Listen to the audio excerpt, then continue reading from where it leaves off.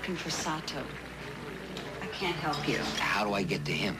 Let the police handle it.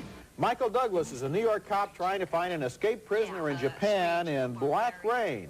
It's one of 5 new movies we'll be reviewing this week on Siskel and Ebert.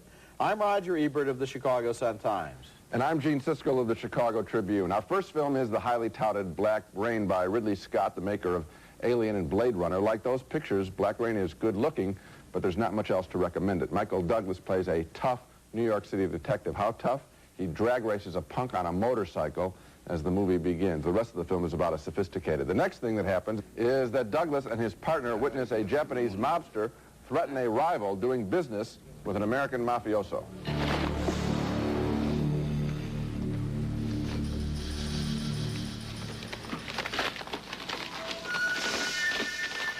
That's Andy Garcia as Douglas's partner. They wind up tracking that killer named Sato in his native Japan, and they're forced to work with a Japanese detective partner whom Douglas doesn't respect at first. You're a foreigner. This isn't New York. We have rules here. You have rules here, huh?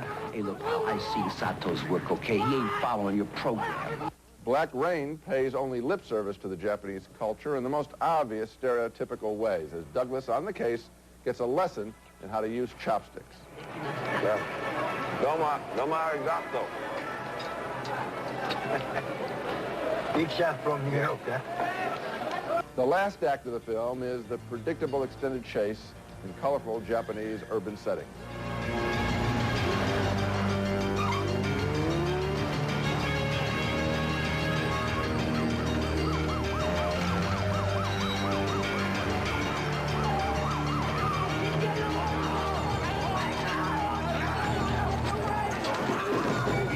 Black Rain has a good villain, but I think the script makes a fundamental mistake. The Michael Douglas character is presented as very much in control. Most of the time he's in Japan, and I think the whole picture would have been so much better if he had been totally at sea, constantly being fooled along with us in the audience. Why should he understand how? He's a run-of-the-mill New York detective. He's not the big all-star, okay? Why would he know how detective work is done in Japan? How would he know how Japanese criminals work, especially on their own turf? It doesn't make any sense. Instead, he is played as the traditional macho hero, and that kind of cultural imperialism, I think, really undoes the movie. I was also very disappointed in this movie. One of the things I kept thinking of as I looked at it was Blade Runner, the earlier movie by Ridley Scott, which used enormously effective settings in urban Los Angeles of the future, making that into a very depressing, kind of overwhelming city, kind of the Gotham City of Los Angeles, if you will. They're doing the same thing here, but to no purpose. And what happens is the city, Osaka, the sets for the city,